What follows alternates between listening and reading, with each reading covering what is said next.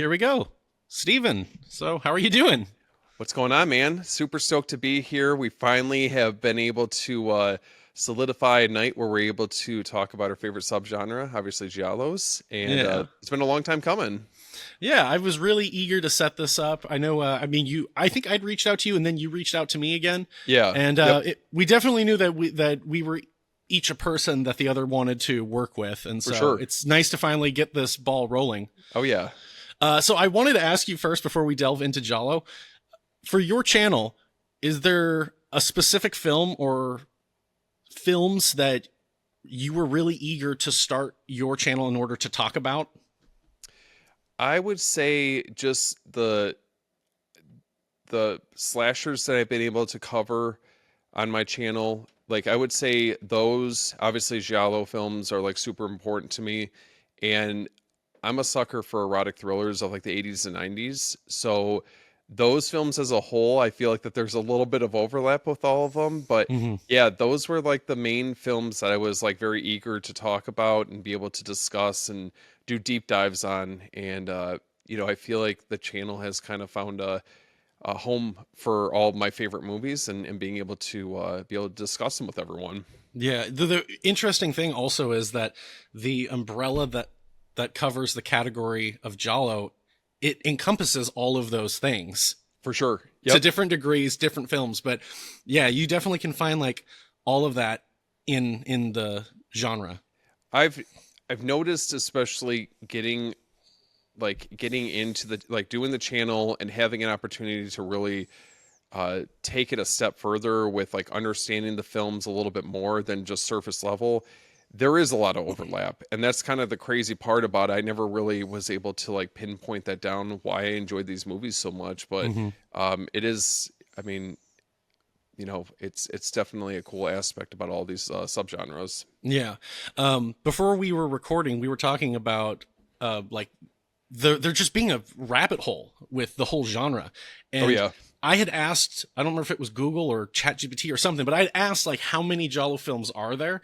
And it actually told me like it really depends on what you want to include. And Yeah. it can be anywhere between 200 to 300 films or anywhere as expansive as like 800 to 1,000 films. It's I just could, like, I, whoa. I swear, until I found your channel, I mean, you go a lot further than I do. I have to always give you your roses when it comes to covering Giallo films, just because it's so extensive. And even for myself, for someone that really enjoys, discovering these new films and learning more about all these like obscure gems that I've never really heard of, like you do a great job of being able to cover that.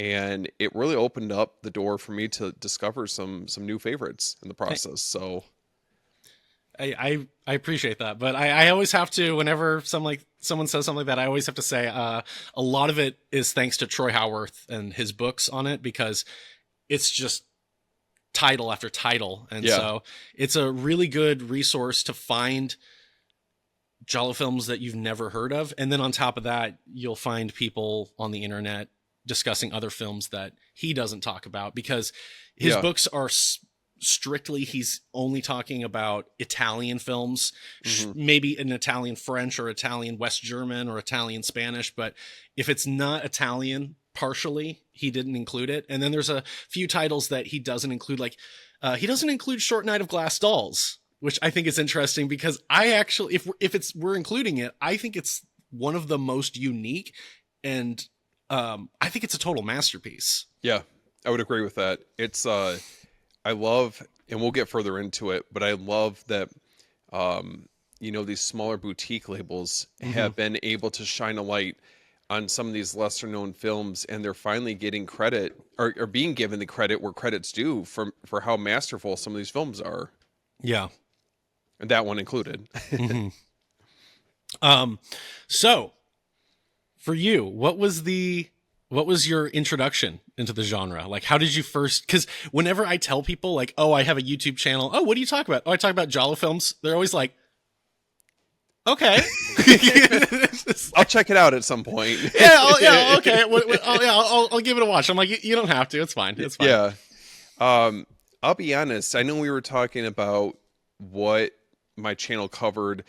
Another big part of it, I am a sucker for Italian horror. Hmm. So that's another, I feel like, unintentional way that I came across the subgenre was through Italian horror. And there's obviously a lot of, what would you say, like misunderstanding where the line is kind of drawn between the two, between that and Giallo films. So There's there seems to be, for some circles, a misunderstanding that Italian horror and Giallo are the same thing. yes, yep. So I initially found out about, so Dario Argento was the first director that I really got a taste of with Suspiria, and Lucio Fulci was Zombie. Now I know that obviously those aren't those neither of those are like what I would consider giallo films. Maybe a little bit of elements in Suspiria, but Hmm. I don't consider that a full on giallo film. It's more of like, what would you consider it, like supernatural I essentially? Supernatural horror, but the funny thing about it is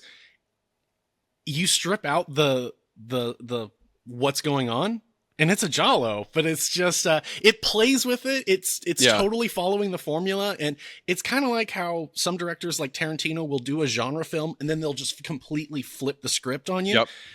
It's very much because, like, when people want to talk about Suspiria in the conversation of Giallo, I have no problem with it, but where I get a little annoyed is when someone's like, if I say, what are your top 5 Giallo films? And you're like, oh, number 1 is Suspiria. I'm like, okay, well, pretend Suspiria is not in the list. You're like trying to just like bite your tongue basically at that point. Yeah, because like, I don't want to be like, that's not a Giallo, but it's like, okay, but like, what else? You know, and like, there's a lot of that, like, especially with international films, like American films like Brian De Palma and such, where Yeah. some people like draw a hard line, like, if it's not Italian, it's not Giallo. And I think the genre is so much bigger than, you know, the nation that it came out of. Like, Yeah. Spain has Giallo films, and to just say that there's like a year cut off and there's like a border cut off, like, I think that's just a little too reductive.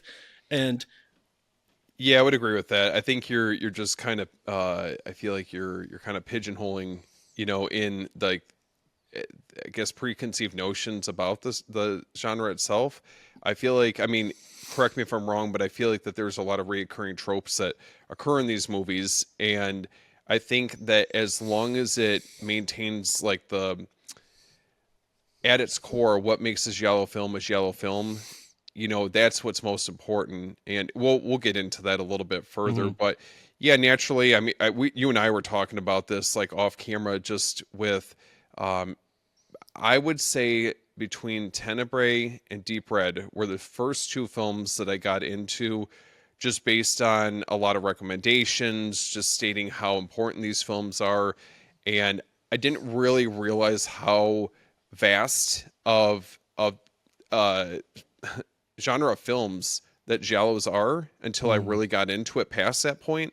But I would have to say that's initially where things got started, and then I got hooked. And Yeah. that's when I was like, okay, now I want to know a little bit more about this.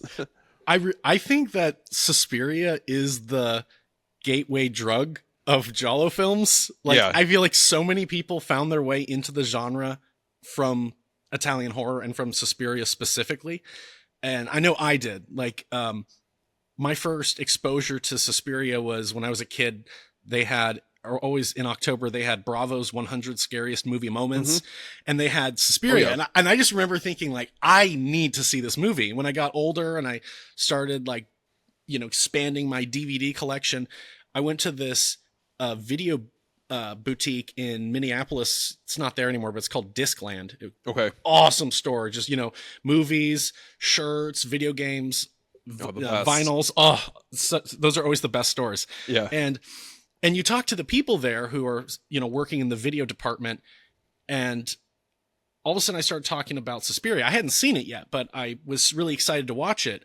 And they were telling me, if you like that, you should watch Deep Red. And they found Deep Red for me and just bought it off of their suggestion, but Hmm. was like, yeah, okay, well, yeah, I'll watch it. It was only like Yeah. $5. Sure. And I don't remember exactly how it took off from there, but I think I must have been looking the movie up on Wikipedia or something, and then seeing, is a Giallo film. And I'm like, well, what is that? Clicking it, Hmm. and then going down this, like, this is a whole, like, genre, a whole subgenre. Yep. And then second one, I don't know. I really couldn't tell you. It might have been Bird with the Crystal Plumage, but Okay. I really don't know. Like, after Deep Red, it was just So I got to ask, what was it about these films that really captivated you or pulled you in? I guess the same way that I felt like I was like kind of seduced by these type of films. Like there's just something so special about them, and obviously, as you know, there's like varying qualities of like how good the film is. But yeah. at its core, I think no matter maybe like how many missteps there are in the film, or maybe like plot devices that don't always necessarily make sense. At its core, I feel like that these films are very rewatchable, and Hmm. um, I don't know. I don't know what it like. I guess I'm curious to see what kind of like drew you into the subgenre. I can say that there's definitely an element of like contrarianism in terms of like, oh, and I think this is very true for the Giallo genre, like like fans, is Hmm. that I think a lot of people who are fans of the genre, I'm not saying like this is everybody, but I do think there's a little bit of this in some people, this idea of like, oh, I'm the only one in my, like, who knows about this. Yeah, the Oh, best like, kept secret. yeah, I want to. And like, I've always been like, when I started getting older, like collecting movies, and when people would come over, be like, hey, let me show you, like, what kind of movies do you like? Oh, do you like horror movies? Oh, let me show you this. And I love showing Hmm. people movies they've never seen, they've never heard of. And because it's one thing if it's like, oh yeah, I've heard of that, I've heard it's good, like, oh, Yeah. I've never seen The Shining, but I've heard it's good. Oh, let me show you The Shining. But it's another thing to be like, let me show you this movie you've never heard of. And so I think there was always a little bit of that, like, and I did enjoy it. It wasn't like I hated these movies and I'm like, well, nobody's heard of them, but so at least I have that. Like, there was some charm to it. I know that there was another, like, the music, Oh like yeah. Suspiria, Deep Red, those first several Argento films I saw, there was always just like, holy crap, this music is awesome. Can we both agree that I feel like the music is what puts these movies over the top with like it's like the cherry on top for how it takes it to that Yeah. next level. And I think that like if you didn't have like Ennio Morricone or you didn't have Goblin, like like even Fabio Frizzi, Hmm. for certain films, if you didn't have them amongst other composers attached to these films, I just don't know if it would have quite as like special of a feel to these movies the way that they do. No, I do agree with that. And like, there are a lot of Giallo films that don't really have a really banging soundtrack, and they're still Hmm. really good. But definitely in terms of like hooking people initially, the music is really, for a lot of these films, especially the ones that are regarded, is really good. And I'm currently editing a video for Who Saw Her Die, and one of the things I I like, love that movie. one of the things I had to say, and it's like I feel bad saying it, but I'm like, it's a great Giallo. It's really, really good. But if you really get into it, it kind of drags in the middle. And but one of the things I say about it is like, I think it is the greatest Giallo soundtrack, like, through and through. Like, yes, there are I tracks would agree with that. in it's so good. Like, there's Yeah, tracks in other movies that I enjoyed more, but the entire soundtrack, there's a lot of tracks where I'm like, okay, I skip that one. I don't like that. it's But very Who Saw Her, haunting for yeah, that movie and the subject matter that it's covering. yeah, and I really do think, like, if it did not have that soundtrack, it's not that it would be a bad movie, but it would not be anywhere near as memorable. Oh, I agree. Yeah. Because that's one of the things that always draws me back is, God, I love the music. Now, I feel like a big part of it has been a lot of these different boutique labels, like you and I were talking about them, like Arrow, for example, or Blue Underground, or even more recently, Celluloid Dreams, to have Mm, those boutique labels put the proper love and care into these releases and be able to, I feel like, get a lot of these movies out to a wider audience as a result. I hmm. mean, how critical was that in discovering a lot of these films, like as you were getting a little bit deeper into these like giallo films? I mean, back when I started collecting them, which would have been like 2011, 2012, it was Blue Underground Hmm. was, and it's crazy because I looked them up and I'm like, it doesn't look like they're out of business, but they're also not like, it's like websites like the Criterion Collection, they update like every day. They show you what's coming out in the next couple months. They show you again. Blue Underground kind of seems like they stalled or they ran out of steam, but that was instrumental in order for me like seeing so many Giallo films. Anchor Bay also had a Oh few. yeah, yep. Um, I think Tenebrae I think was Anchor Bay.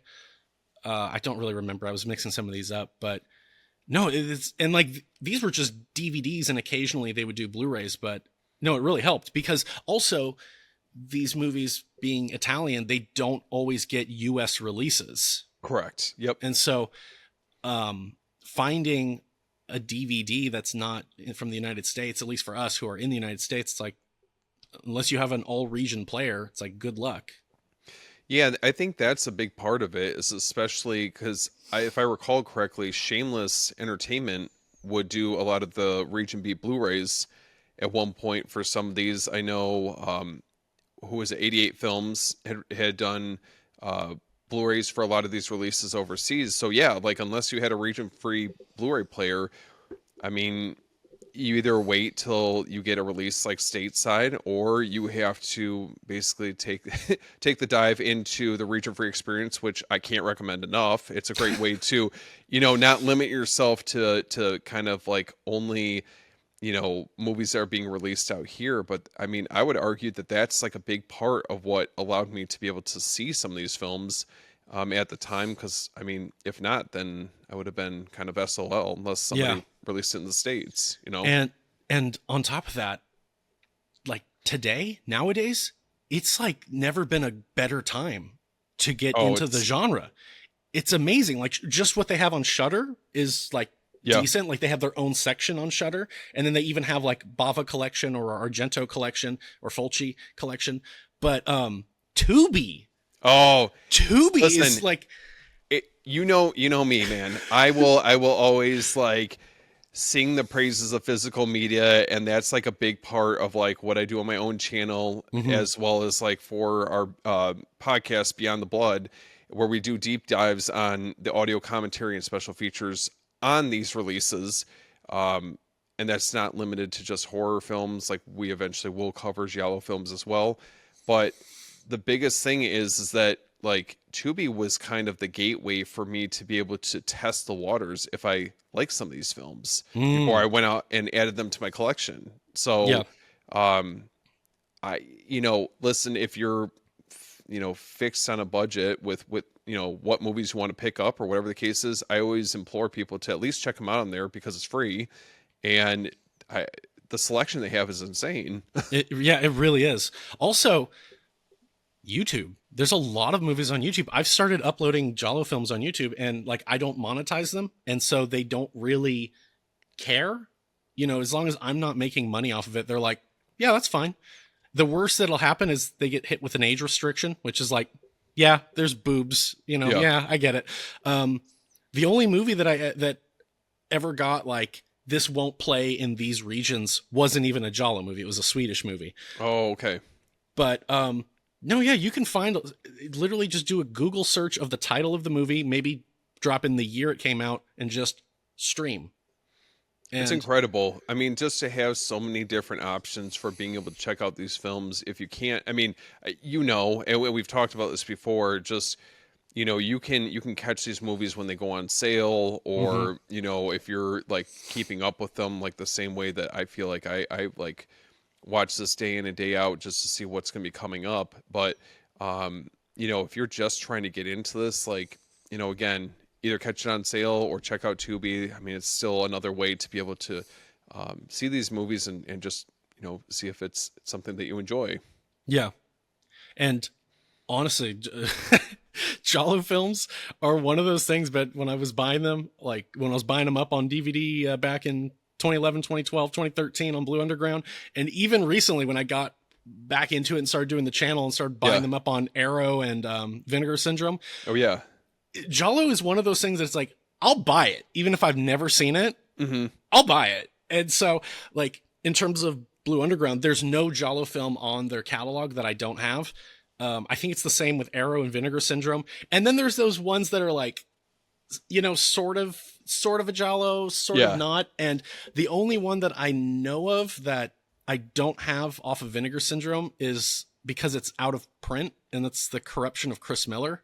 But Okay. that's Spanish as far as I know. And like I said, I don't actually know if it's full-blooded Giallo or just it's adjacent. That's another one that's on my list because that one I believe is if you want to get like get that with like a slip cover. Mm-hmm. That one I believe I think it's out of print Yeah, so you have to it's totally gone. yeah, you got to resort to trying to find it elsewhere. So that gets a little tricky once you start getting in that territory Yeah, unless you you gotta want to spend wait. like 80-90 bucks on eBay or I something. know. I I'm like, spent 80 I don't even know if I bucks. like the film. Yeah, You know? I spent like 80 bucks 2 years ago on Blood and Black Lace because it was out of print and I was Yeah. about to cover it, and I'm like, I can't use my old DVD where everything looks, fuzzy. I was like, I gotta do it. And oh my gosh, it's beautiful. The Yeah. restoration is incredible. Yeah, they've done. I mean, with any of these labels, and I'm glad you brought up Vinegar Syndrome because they're another key player. I feel like in releasing a lot of these films. I just think, um, you're giving these films not only a wider audience, but you're giving them like kind of a second lease, Mm-hmm. on life when it comes to, maybe garnishing new viewers, new fans of these movies. So, yeah, hats off to them. Like Vinegar Syndrome does a wonderful job with these Yeah. movies. And I love all of them. I don't know, like when you look at some of these DVD releases from like 10, 15 years ago, they look kind of, whatever, but everything kind of has emulated the Criterion Collection in terms of we got to get like new original box Yeah. art, Yep. and I love it. Like that's what drew me to Arrow initially, was just like, this is like the Criterion Collection, but a little bit more maybe B movie-ish. And then I saw Yeah. Vinegar Syndrome. I'm like, holy crap, like there's more of these. Oh, what's even worse is like, now, I mean, they definitely know what they're doing as far as marketing goes, but I Mm-hmm. remember when Arrow was releasing, I'm trying to think, I believe it was like Deep Red and Tenebrae. I believe that they had released them with the original cover art on the box set, and then Mm. you could do like the newly commissioned Oh, artwork, or you can, I believe you can flip them as well. But I'm like, damn it, yeah. like what direction do I go in? And they recently did the Gates of Hell trilogy. I know it's not Giallo, but they did the Gates of Hell trilogy that Lucio Fulci did, and they gave you the option of either going with like their original cover art for each one of the releases, and you get it exclusively through the store, I believe, Mm-hmm. or you get like the standard release and it's like newly commissioned art. So it's like, it's like, what direction do you want to go in? I mean, there's Yeah. something so iconic about a lot of these classic posters, that Mm-hmm. came out at the time. Real quick, which is your favorite Gates of Hell film? Gun to my head. Yeah. Oh man, The one that you want to throw on more often. if you, I feel like the more that so the Beyond just recently came out, Grindhouse released and put that out. Mm-hmm. Gorgeous edition. Like I encourage anyone out there, if you are just trying to get into Italian horror, that is a great starting point. But it flips back and forth. Today I'm going to say City of the Living Dead. Oh, Yeah. oh, Yep. whoa. That's I the know. one I would have expected the least. Yeah. Yep. City of the Living Whoa. Dead. There's something about that because I think that was as I was, obviously I watched them in order, but as I was getting into Italian horror, that is where I was hooked. I had seen Zombie. That was like my first real taste of it with like, I was just kind of besides myself. I didn't realize that there was like this much gore when it came to this, these type of films. And, yeah, City of the Living Dead. It's something special for sure. What about Just like, you? just the vomiting up the Oh, intestines. Every time that happens, I'm like, oh my gosh, I forget how just like far this the goes. drill scene, it's the being buried alive. I think for a lot of us that would probably be, what would you say, probably a top three fear. Hmm. you Yeah. know um it's just something so haunting about those films. And I all day, you ask me any day of the week, that is easily my favorite trilogy when it comes to any films of any genre. Mm. Um, Mine is House by the Cemetery. Okay. Okay. I like that movie gets some love. I know it gets a little bit of flack for certain aspects of it, but um you can't go wrong with that. I like to see that movie's getting its credit. Yeah. It's I don't know. I don't know. I don't know. I just Yeah, I think it's just the easiest for me to just kind of throw on. for sure. Very, very like atmospheric, creepy, Hmm. very, very sinister feel to that movie. And um yeah, definitely. I mean, you go back and you look at some of those, like not necessarily just the Gates of Hell trilogy, but just Italian horror in general. Hmm. And it feels like there's a lot of overlap when it comes to the films that we talk about pretty frequently, and Italian horror as well. Um, should we go down the recommendations for new Giallo viewers? Like Yeah, what your picks are? yeah. So, well, you already brought this up, so why don't we start where I feel like it all began? All roads lead to Blood and Black Lace. Blood and Oh Black yeah, yeah, Lace. yeah. I gotta start with that, right? No, no, that's Um, Mario Bava. I mean, I don't think that there's any better starting point if you're trying to get like truly the definitive experience in Giallo than this film. And Arrow has done a phenomenal job with this restoration. hmm. Uh, I mean, easily 10 out of 10. And there's just so much to love about this movie. I don't care like how much time has passed by. This, in my mind, is like a classic and laid the groundwork down for everything that followed after it. Hmm. Um, and I could throw this on any day of the week. Yeah, it's this the sad thing for me when I started like really branching out and watching Giallo films. I think I told you this was I started with Deep Red, Okay. and Yep.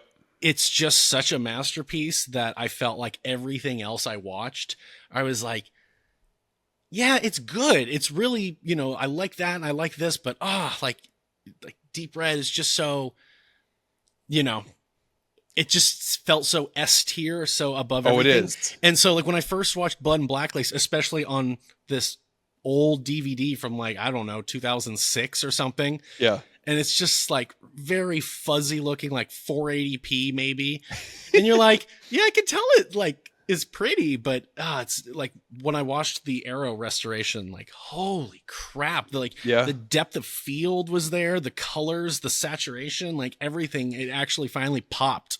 It's almost jarring in a good way with how big of a jump it makes, because it looks like some of these films could be filmed yesterday, right? Hmm. Um, I mean, this is no exception. And there was it this movie, you can understand on so many levels why this was so impactful. Obviously, huge influence on Dario Argento. Martin Scorsese's noted this as a very influential film. And to me, there's just a lot of, like I said, the groundwork that we see in a lot of subsequent movies after this, Hmm. that follow, the formula that they use in this movie. We have a gorgeous color palette in this film. Um, the mass killer.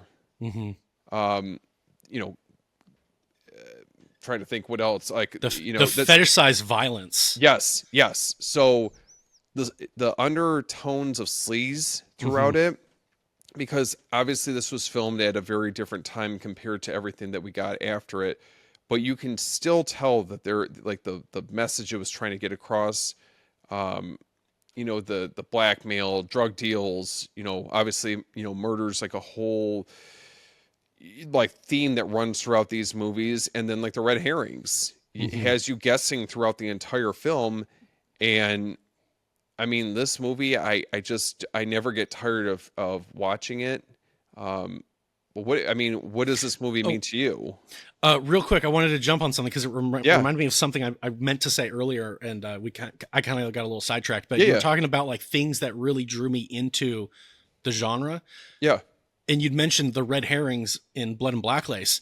For me, the like, especially as an American, when you watch an old movie, when you watch an old foreign movie, there's a level of like, it's a little cheap, or oh, yeah. it's not as good as the movies we make. There's this like arrogance because our movies are just so like jangling the keys in front of you. You know, they're just so. Some of it actually, you know, works very well. Like, you know, we had a lot of great filmmakers, but uh, I feel like a lot of American movies sort of become roller coasters, For especially sure. more very modern films. But for me, when it came to watching Giallo films and like being a fan of slashers, with slashers, there's a friend of mine actually said this today. I was talking to, and I brought up Blood and Blacklist, and he hadn't seen it, and I mentioned that he should watch it. But he was saying that, yeah, you know, slashers, it's really just the movie is like a vehicle for the kills. Yeah, And it's like, yeah. And it's like Giallo has that, but it's not the only thing. And for me, the really fun thing with watching all of these movies was paying attention and trying to guess who the killer was. Like, hmm, especially the Giallo films that are more in the vein of Blood and Black Lace, where there's a killer wearing black gloves and a mask. You don't know who they are. And you got all these red herrings. You have all these motivations, and you're sitting there going, "Oh gosh, really could be any of these like six people. It could even be that person." And like that's always so fun. and I would argue that the way that they go about doing it is it's not like, I mean, for I would say for a majority of these films, it's never like super obvious who it's going to be Hmm. anyways, and that's the best part about it is it keeps me engaged throughout the entire runtime.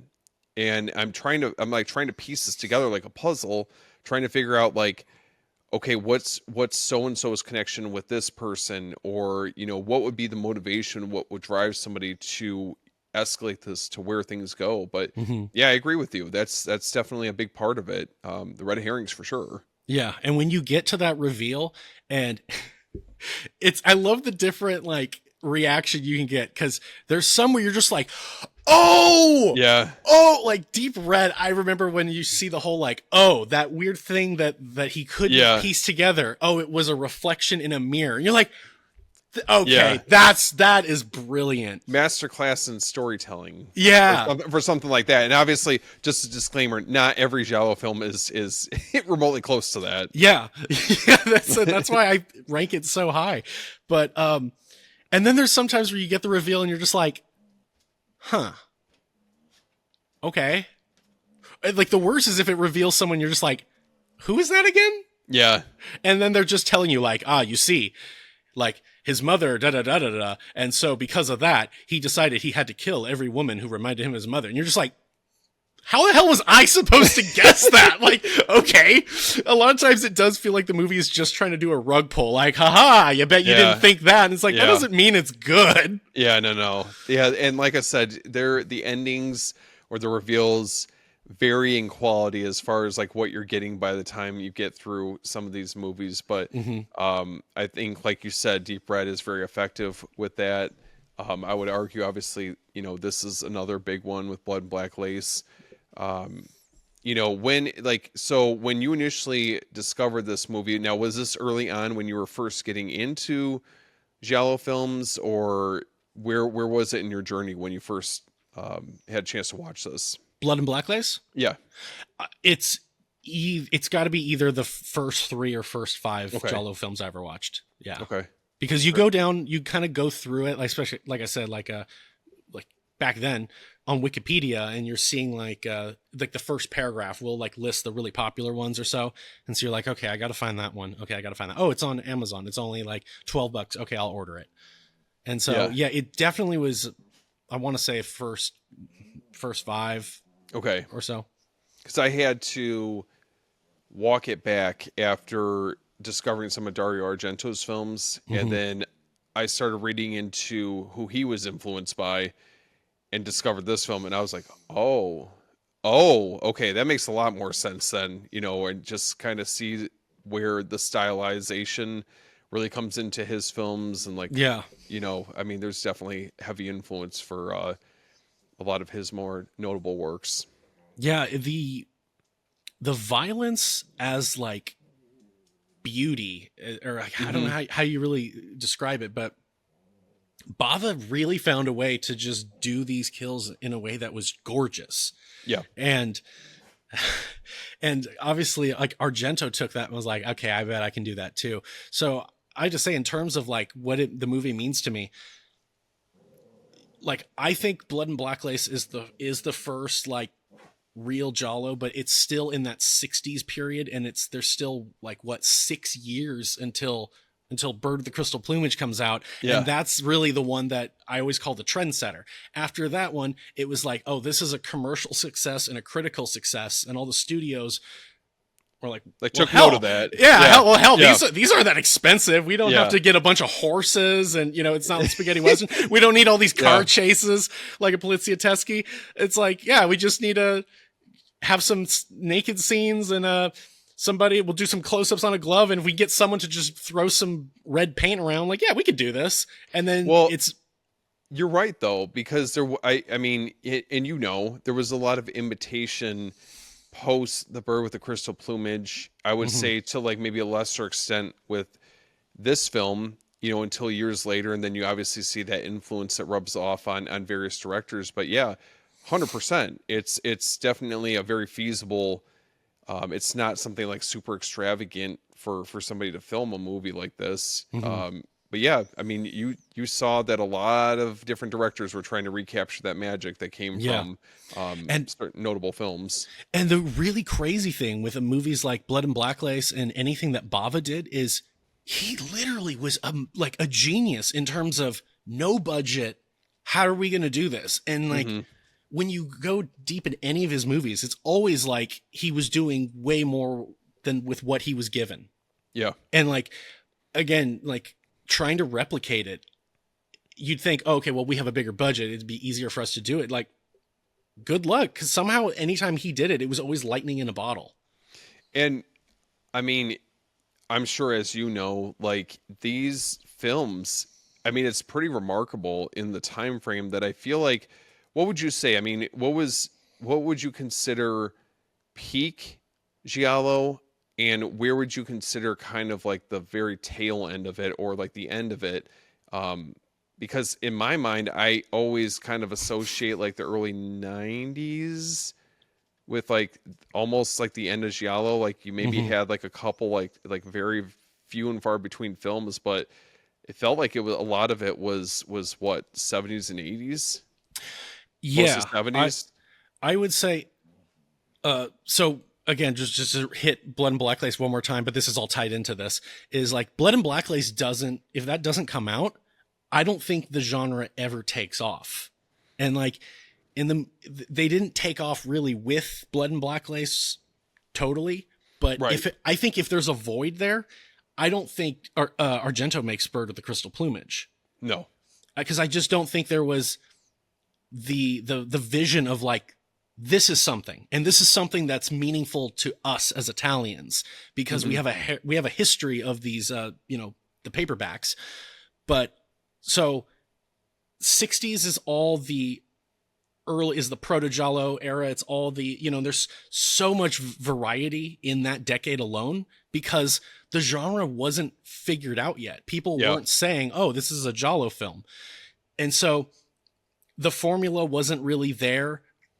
You had things that worked, and you had things that you were probably trying to emulate, but the 60s, you will see the most variance in terms of, so you might say, oh, there's only like a handful of Giallo films. And it's like, well, if you're a little more open-minded, like, there's a lot. Yeah. But yeah, so 63 to 1970 is like proto Giallo, and then Bird of the Crystal Plumage is like, oh, it's on now. It's Yeah. on. And like immediately you start getting like clones like within the year.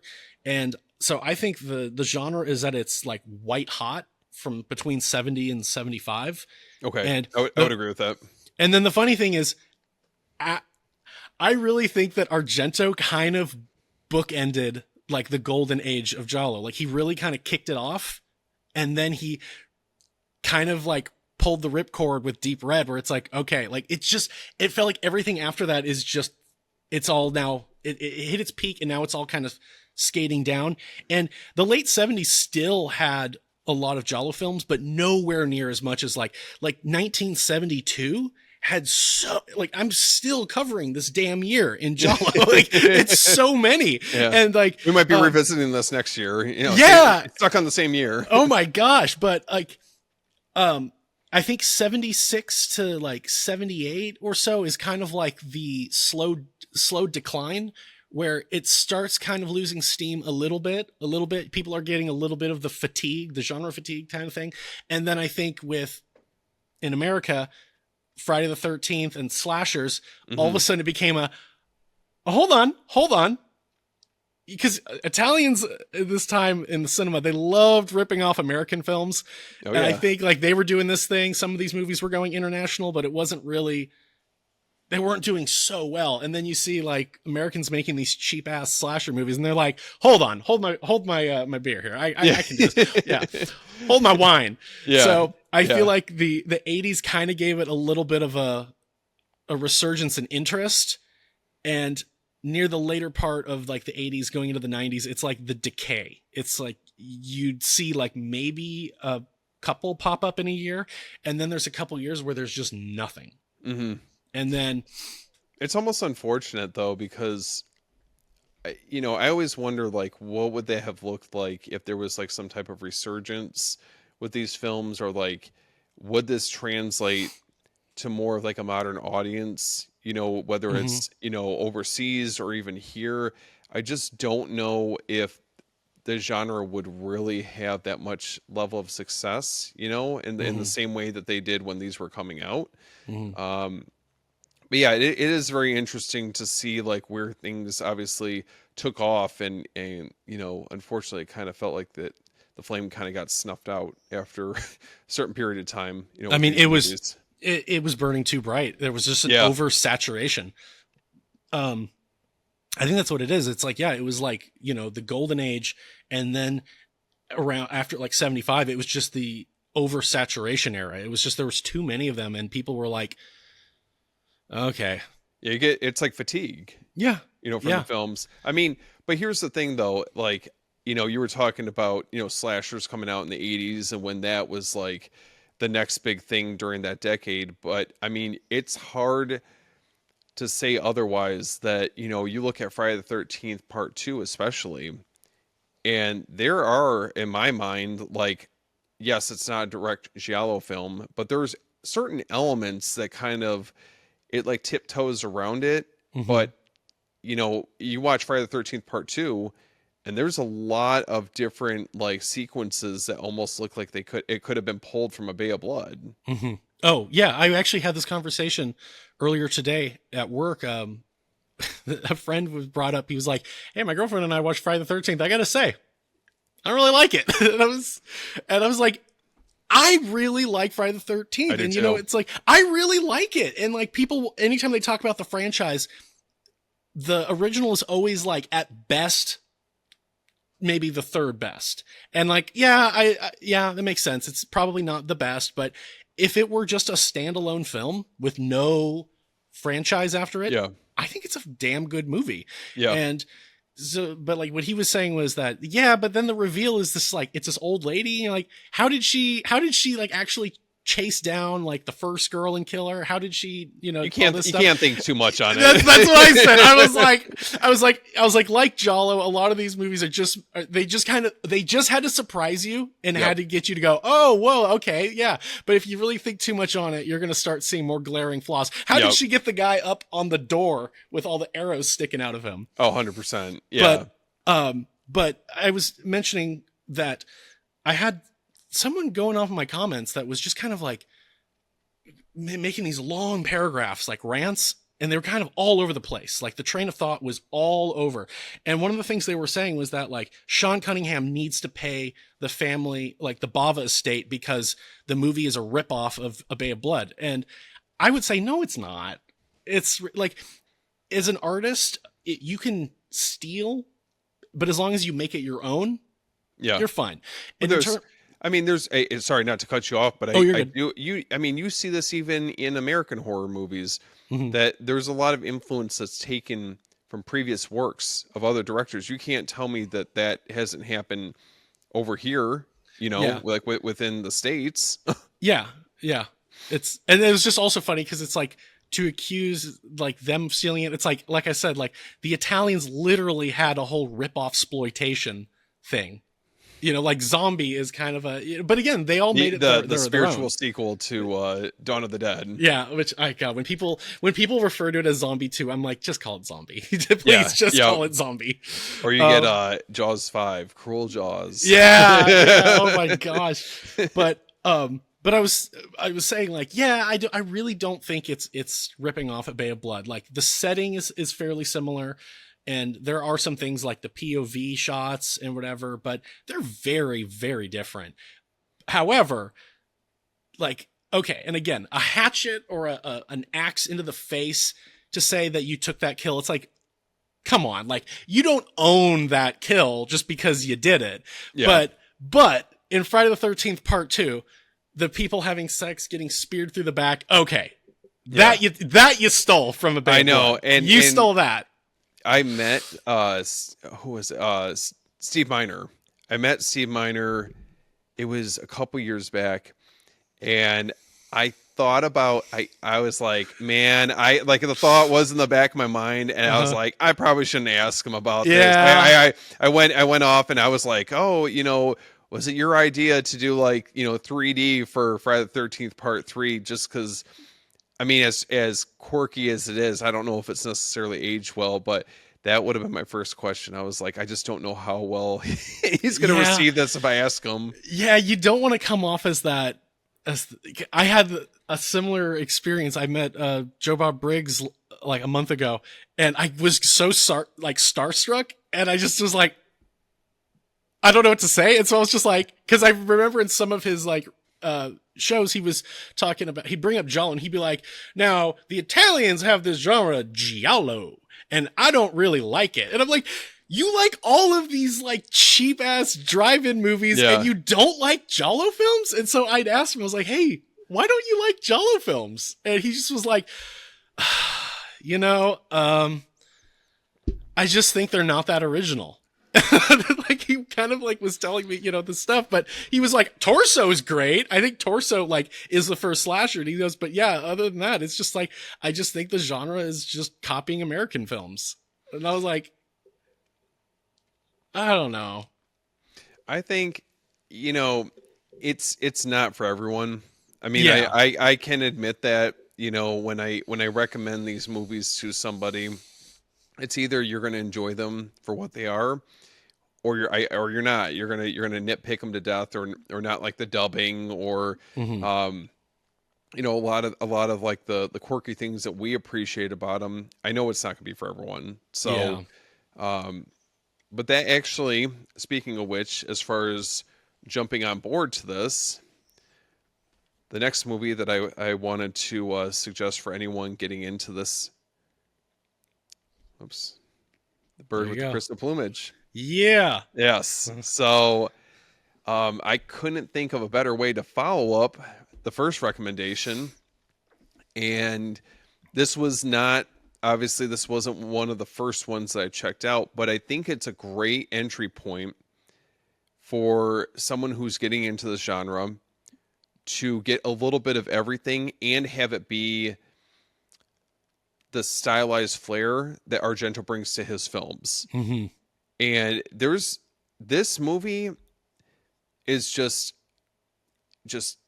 like, I can watch it 100 times over. I never get tired of this movie. Mm-hmm. I love the plot, the twists and turns that come with it, the red herrings, the reveal at the end it kind of takes a left turn. I don't know, at least for me, first watch, I wasn't really expecting it to go in that direction. Mm-hmm. And, this is another one, like, Arrow did a phenomenal job releasing this in a gorgeous, chunky box set. You know, where were you on this movie? What do you feel like it was as impactful for getting into the genre when you were starting off?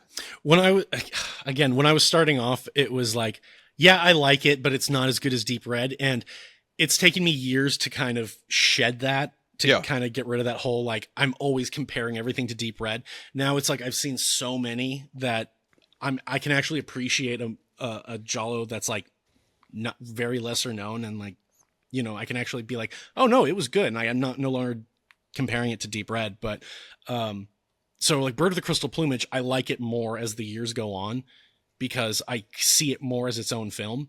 And when you consider just like what it did for the genre, and holy crap, like what a debut. Mm-hmm. Like that's just That's even more impressive. right. Like that to me is just in itself gives it like that knock, like, or not a knock, but it like pushes it up in like tier Mm-hmm. to like where I would consider probably top tier as far as like Giallo films go. Oh And yeah. that is definitely something that's just so impressive. Yeah, yeah, absolutely. Yeah, and I always have Bird as like in a list of watch this one. Again, it always kind of depends on the person because this is a very hard genre to recommend. You really have to scope the person out and like whether they can tolerate, you know, a movie that's 50 years old in Italian, and you know, it's Yeah. just a little because and they're also all dubbed. So, and a lot of people are just like, are they Okay. are they dubbed? And it's like, yeah, yeah. So when you were getting into it, because that was the first thing that I noticed was zombie, Mm-hmm. is and even to a certain extent with Suspiria, was that jarring for you? Then that's something I wanted to ask you a little bit earlier. But did that take a little bit of getting used to? Because I could see that argument for A, somebody getting into this. a little bit, but also I'm also a huge Godzilla fan, and so I Oh, okay. Yep. grew up with bad dubbings. And again, like kaiju films, like Giallo films, they're not for everybody. No. And like, I'm not gonna be like out at a bar like, oh, you gotta check out Ghidra the three-headed monster. Oh, it's so good. You know, it's like Listen, well, I would appreciate that conversation, but I can't say that would be the case for everybody. You yeah, know? no, it's like so many people are just gonna look at it and be like, oh, this looks so dumb. It's like, oh my god, can you just suspend your disbelief a little bit? Yeah. Yeah. Yeah. No, it's definitely. I mean, I feel like they dialed things up a little bit more with the sleaze, the violence, a little Hmm. bit more gratuitous compared to, I would say, Blood and Black Lace. Hmm. But nonetheless, I mean, the amount of style, the gorgeous colors. Um, I mean, each kill is basically like a set piece in itself. And Hmm. that's like a reoccurring thing, not with every director, but I felt like with this film and you know, other Argento films is that it highlights so much is just like, you know, it is kind of like a work of art when you see the way that he films it. Yeah. No, like amazing murder set pieces, absolutely. And Hmm. it's always very much appreciated in the genre when a director like does something. You can tell they actually put some care into how they did one of those scenes. And I have to say, like the first kill in Bird is so well done. And when you go back and rewatch it, you're like, you don't. It's kind of like the kill in Psycho, the shower kill, Hmm. where it's like it's edited it so well and in such a way that upon like thinking about it, if you haven't seen the movie like 25 plus times, like we have, Yeah. you remember it more violent and you remember it more sexual than it actually is. Hmm. And you're like, yeah, he rips her underwear off and oh, it stabs her, and you're like, you actually don't see it. Yeah, you Yeah. know, it's actually very well done. It cuts to like blood splattering. I mean, you can make the case also with Texas Chainsaw, Yeah. the original, where in though I think it's the amount of hype that you hear about that movie going into seeing it for the first time, and even subsequent viewings, you think it's a lot gorier than it actually is, but a lot Hmm. of it is almost it's like how you play it up, or you know, it's implied violence that doesn't actually happen. That's Yeah. like the genius behind these films, which is kind of crazy that you know he was so effective at doing that for this film. Yeah, that's the thing, is it's a lot of theater of the mind. And I was talking to my friend Peter, who does short films or independent films, and he's done a couple Giallo shorts, and he was telling me that he people get older, they're moving away, they're doing other things. He wasn't going to have access to the person that was able to do like special effects for gore effects and such. And what I was telling him was like, well, in Giallo, like some of the best kills are not even like gory. They're not even graphic. It's all the way it's shot and edited. And so don't think of this as, a door closing. Think of it as a window opening, and you've got a new thing to play with. Yeah. Yep. No, I know we've had the conversation about this in regards to Argento. As much as I love Argento, I'm just going to put it out there. I love his works, but I think sometimes he gets a little bit higher praise than I feel like is warranted. I don't know. We don't have to go in depth on it. I think he's a great foundation piece to getting into this, but when you get a little bit further in and you explore all of his movies, especially like the back half of his catalog, it gets a little choppy. Yeah. But I don't know. Where are you at on that? No, that I've said that, and I always feel like you got to tread lightly, because there's so many people that are like diehard Argento. And like, Argento is one of those directors like Aldo Lado, who it's like made a good amount of stuff. Not everything is a masterpiece, but when he hits it, it's a home run. Yeah. But the funny thing is, like, even with Argento, some of like the best stuff, there's still elements of things that make me go, huh. And so, for example, like, as much as I really, really like Deep Red, I think whenever there is a moment in a Giallo where like someone's like getting their head bashed or whatever, if you don't do it right, it just looks silly. And the part where the great scene where the puppet comes running out of the closet. Yeah. And then the guy gets like attacked. I always think that kill is so goofy. A little bit. It's like, and then it's just like super close up of like teeth hitting the mantle. And it's just like, it's just like, man, you did that first kill in Bird and edit it in such a way that you didn't actually see anything. And then in this, you're like, okay, so we're going to focus on the teeth hitting the mantle. And it's going to be like, oh, it's so visceral. I'm like, but it just looks kind of silly. Yeah. I don't know if it was as effective as it was intended to be, but I will say, like, anything teeth related to movies kind of freaks me out. Like, it's just very like unsettling. But yeah, and again, it's not to take anything away from, like, we talked about this. His highest highs are like, you were talking about S tier. Yeah. And then there's, some films that just kind of miss the mark. And I just think that it's important to also note some of these other directors. They like, you got to give credit where credit's due for the films that they put out as well. Yeah. It's not just only Argento. Yeah, but the funny thing with Argento is it's like he made so many films that for every Deep Red, Bird of the Crystal Plumage, and Tenebrae, you've got your Do You Like Hitchcock? Yeah, yeah. Like, or oh my gosh, the one that I really didn't like was The Card Player. Oh yeah. Not one of his better ones. There was an American movie that came out around the same time called Untraceable, and I always tell people, I'm like, watch that movie. It's like as like cheap or whatever as you want to call it. I'm like, it does the same concept almost, but like better, I think. I feel like Trauma was the last film of his that I really enjoyed like that.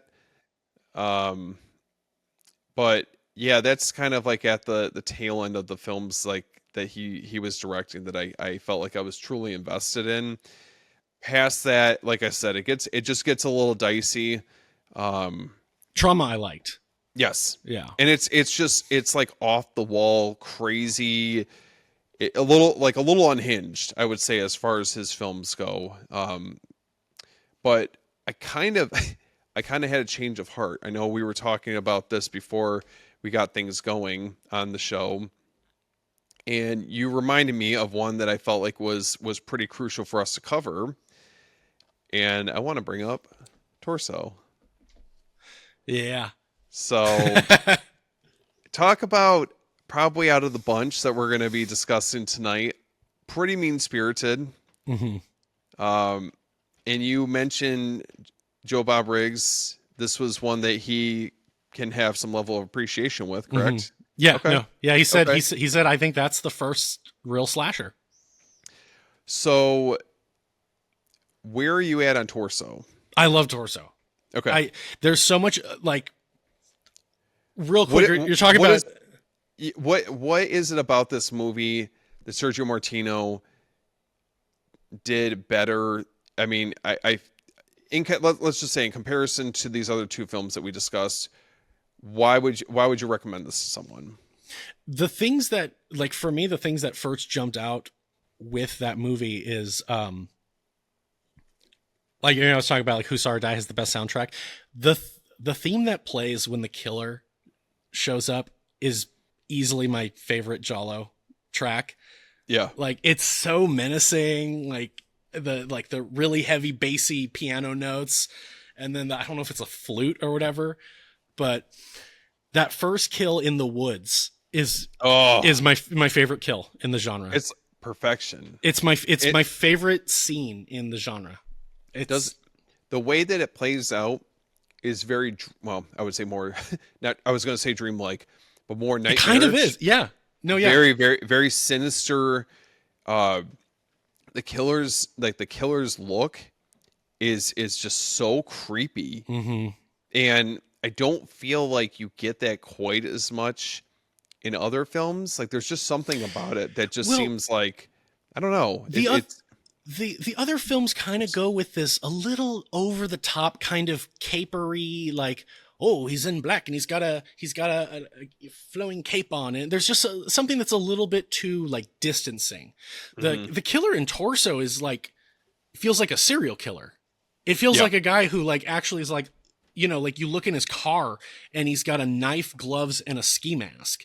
And the other ones are just a little too, like, you know, it's still great. It's such, you know, what the genre is, but, you know, like, someone like this walking around with the trench coat and the hat and everything, it's certainly, it feels more like it's trying to really hide in every aspect of that person's identity as you can. And what you see in a lot of Giallo films is the killer is sometimes a woman.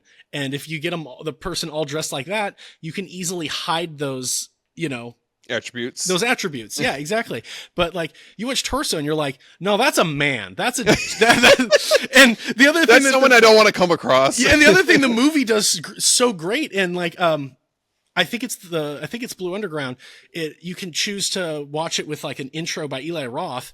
And he was saying, he really hit the nail on the head, where he was saying that the movie does such a great job of depicting every fucking man in that town as like could be the killer, because they're all, I would agree. At the very least, they're all perverts. You know, they're all just, there's a lot of sleaze and kind of like the sexual tension throughout that entire film. Yeah. And, like, that was an element that I think a lot of us, I can only speak for myself here, but when you get really into this genre, you kind of start thinking of, like, I want to write one. I want to, like, I'll dabble in some scripts. And that was one of the things that always stood out to me, is, like, how can I craft an environment where it's like every person is just like, I don't know. I don't know if I can trust anybody. I don't know. Like, no, not at all. Not there. Yeah, I'm good. Yeah.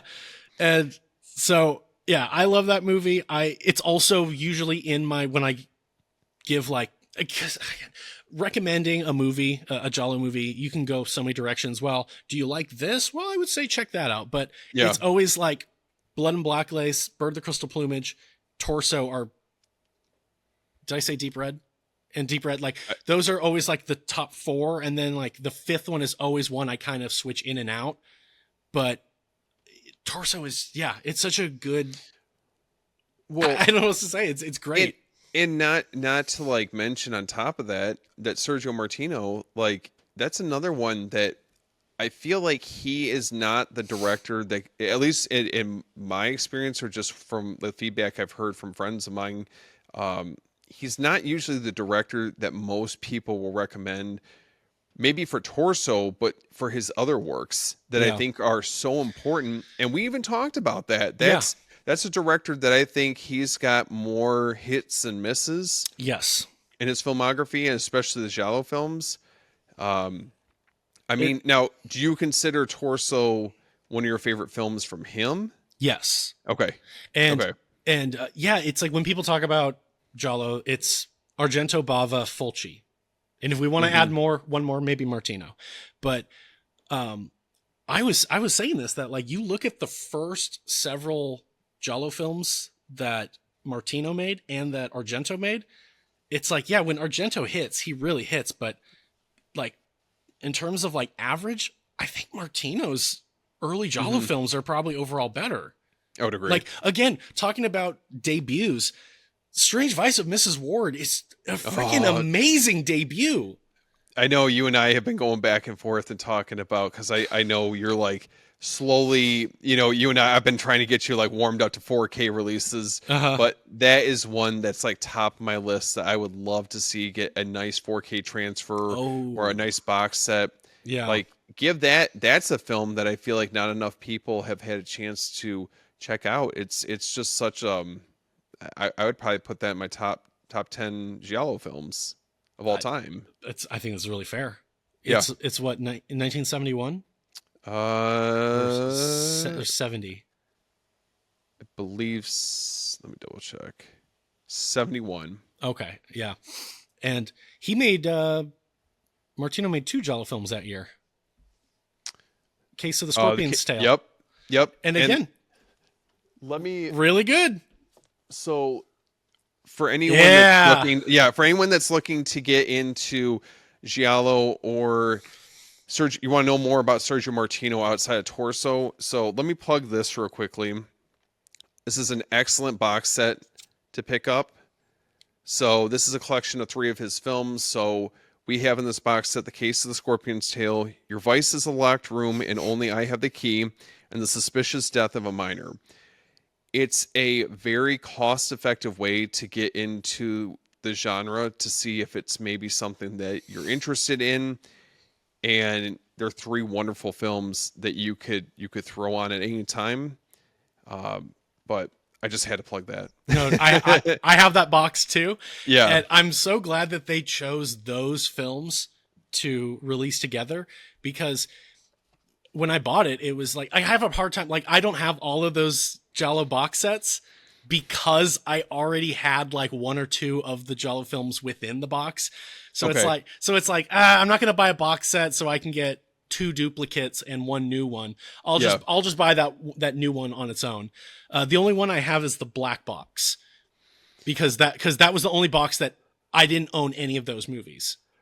So, real quickly before we move on, now, do you think, like, I mean, we were kind of going back and forth on this, that those are excellent ways to get into, if you really want to do a deeper dive into the subgenre, the Forgotten Giallo, or Forgotten Jolly? yeah, oh my gosh, the Forgotten Gialli box sets from Vinegar Syndrome, and then the Arrow Giallo Essentials Yeah. are excellent ways to get into this, to get some more obscure titles, Mm-hmm. or to buff up your knowledge on the movies that are offered. But between Arrow and Vinegar Syndrome, they've done an outstanding job with presentation, as well as like the films that they included in each one of these releases. And I just hope that they they continue to keep putting them out. You No, know? same. I will say the Giallo Essential box sets are really good for newcomers. I would warn that the Forgotten Jolly box sets, you kind of already have to really like the genre. Yes. Because Yes. Good point. I was saying this, like, what a great idea for them to do this, like, volume 1, Forgotten Jolly, volume 2, 3, 4, 5, that automatically creates this aura of like collector, like, oh, I gotta get all of them. Because I was saying, like, realistically, you sell some of those movies separately on their own, I don't know if they would sell too well because like I'm not ashamed to admit that. I'm sure that that's actually the case, but you do find some like underrated gems, like some, for at least for me, I wasn't My Dear familiar with Killer. them. Yep. My Dear Killer is phenomenal. I've told people, I'm like, buy that box set. It's worth the other two. The other two, I'm like, Yeah. I think the other two are French Sex Murders and Girl in Room 2A or something. And Okay. Yep. I think, but oh my gosh, like there was a time when like 2 years ago where Shudder basically had all of those Vinegar Syndrome Giallo films on it. And Oh, that's awesome. I just purged that or binged. Oh, I was like, you got rid of all of them. Yeah, You don't want to do that. Sorry, wrong. Weird. All of a sudden, I'm like, oh, what?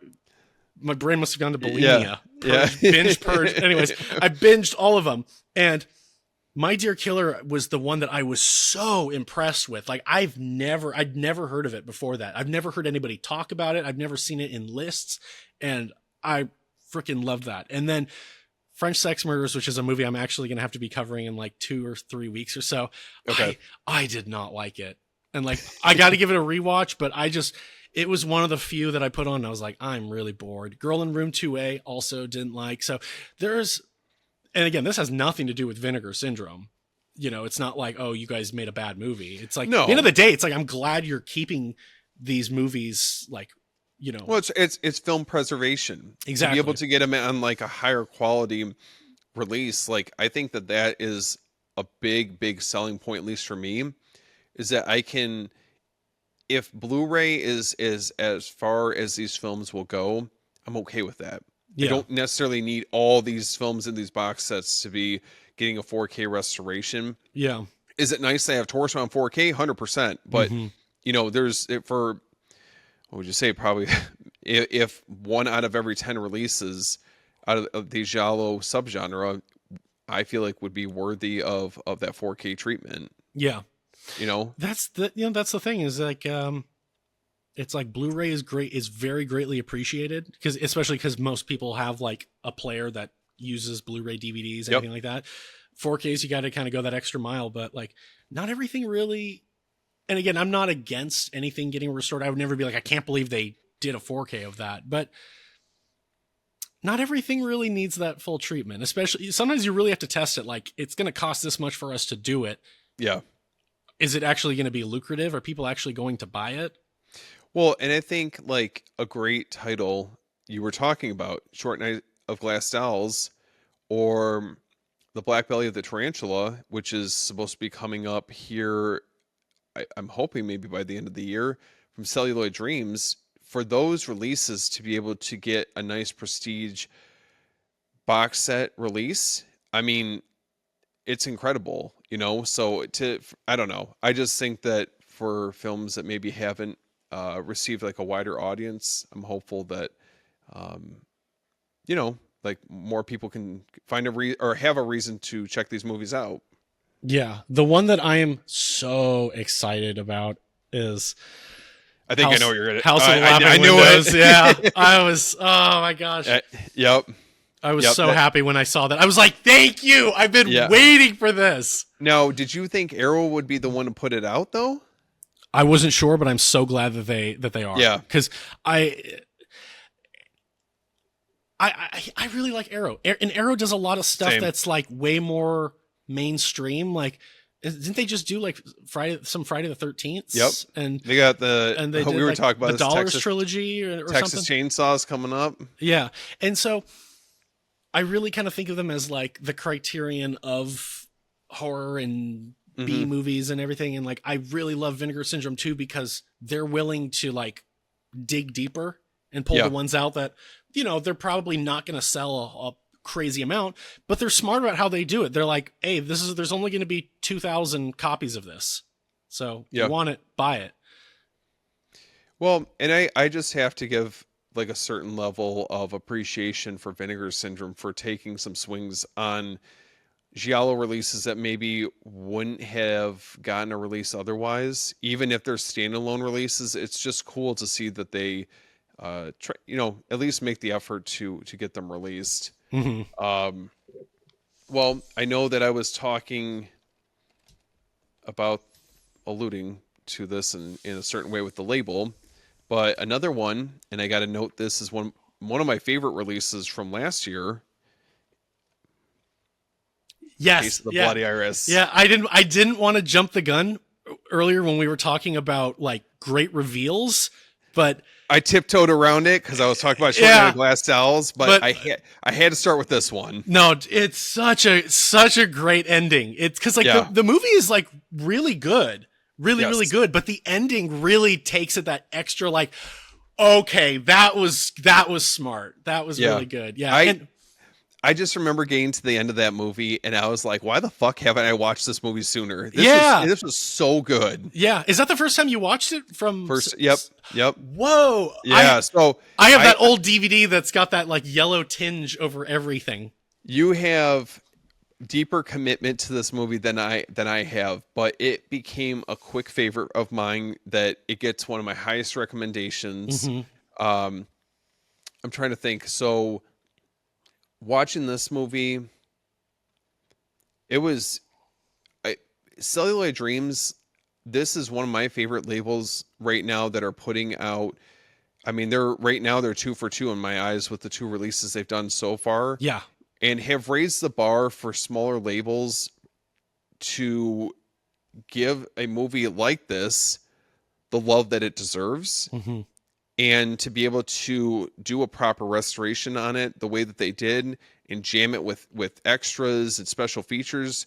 um, but I encourage anyone out there to please check this movie out. It is so It, good. it's also crazy. Like I remember when they'd actually reached out to me about the Case with the Bloody Iris, their release Hmm. for it, and it like when I'm reading that, like the message is like, holy crap, nobody has done a recent restoration of that movie, Mm-mm. and it doesn't make sense. Like I would think Arrow would have done it, or Vinegar Syndrome, or So when I saw that, I'm like, yeah, holy crap, that movie has not gotten a restoration in like 10 or 15 years. It's incredible. Yeah. And I mean, it's just, I don't know. I just have it just whenever I can find, Is at it? least for me, a movie I haven't seen yet, and for one like this that just knocked it out of the park, in my opinion, it's just, I don't know. It's a very special feeling to be able to see that for the first time. Is this Carnameo? Giuliano Carnameo. Yeah. I was like, I know his name. Um, is he, I gotta double check, but I'm like, was he a one and done for the genre? Oh, that is a great question. I gotta look later. Case of the Bloody Iris. I think he mostly made spaghetti westerns. I mean, then I'm looking through some of these titles which are just in Italian, but I think this he did a one and done on the genre, which is like I believe you're right. holy crap, what a great film. Yeah, it's, I mean, it's pretty impressive, just now, okay, so you had a chance to watch this back when it was out on DVD, Hmm. probably not in the same format that I watched it, as far as like how nice of a transfer it is, but Hmm. um where does this movie fall for you? Like in terms of Giallo, like Yeah, God, just overall, like how often do you revisit it? um, I haven't. Well, the sad truth is I haven't really been revisiting a lot of Giallo films. I mean, like older ones, because with doing the channel, like I just kind of only really have time to do the one I'm For working sure, on. for sure. And so, like Deep Red, I don't think I've watched in like several years, and like a lot of these movies I haven't watched in a really while, a good while. But I will say that it is one of those movies that when I first watched it, when you watch like 10 movies, 20 movies all within like a span of a couple Oh weeks, yeah, and oh yeah. it's kind of that quote about you won't remember what someone did or what they said, but you'll remember how they made you feel. Yeah, That's kind of how I feel, where it's like My Dear Killer, The Case of the Bloody Iris, both of those were movies where it was like, okay, I don't really remember exactly what happened, but I remember I really really enjoyed that movie. Tenebrae was like that for me the Uh-huh. first time watching that. And I know, again, an S tier movie as far as Giallo films go, but when I first saw that movie, I just was like so hooked on everything that movie had to offer. storyline, the characters, the incredible score by Goblin, Mm-hmm. the reveal at the end, the kill sequences, all that stuff. I was like, just that after that, I believe that in Deep Red was where like I really branched off and wanted to just know more about the subgenre. Yeah. But There, there it's was a cool feeling to think back on. there was something about like the way that kills are done in slashers. It's very focused on the special effect of it. If you get someone like Tom Savini or someone who's really good at it, you're like, oh, whoa, how did they do that? Oh, that's, you're enjoying the spectacle of it. And Giallo films don't always go that route. It's more about the sensationalism about it, or just like the beauty of it. And like one of my favorite things that Argento does, which is so ridiculous, is he's got some sort of kink or fetish or whatever it is with watching beautiful women fall through plate glass. Oh yeah. It's so funny. And I'm just like, if I do a Giallo movie, I have to find a way to just have a woman in slow motion falling through glass. It just, Or Lucio Fulci with the eyes. yeah. Yeah. Yep. Yeah. Oh, there's something, I don't know. I think each director kind of has their own like little like quirks or little add-ins that they put into each one of their films. But trust me, I've noticed that. And oh my gosh. And speaking of like being like a old school, like, oh, I love slasher type person when approaching the genre. Yeah. New York Ripper. Oh yeah. Yep. Dude, Talk about mean spirited. I am so like the first time I watched it. You saw you commented on my the thing I put on my story from In a Violent Nature, right? Oh yeah. Okay. Yeah. The you know that's a movie that I would appreciate. the yoga kill in A Violent Nature, and I mean, God, it's like there's like 2-3 kills in New York Ripper that just go over the top, and they keep going once you think that they've like hit the stopping point. Like the sex worker who gets killed like halfway through the movie in the motel. Oh my gosh, when I was watching it, and you're just like the kill with like the razor going through the eye, and then it's going through the breast and everything. I think, if I'm not mistaken, I think there was actually more to that kill that they didn't end up showing. Maybe I'm wrong about that. Well, and think about the time that the decade that this was being released in. Yeah. They weren't as maybe I don't know, maybe more desensitized to it the way that we are now, but to have certain sequences that play out like that, it's almost to the point where it's like it's forcing the audience to look away because it's so graphic, Yeah, it's literally like, I challenge you. Yeah. Yeah, I dare you to look away. And it's not for everyone, obviously it's not for everyone. I mean, I don't know why. I always have an association. I think it's because I watched them around the same time. New York Ripper and Maniac.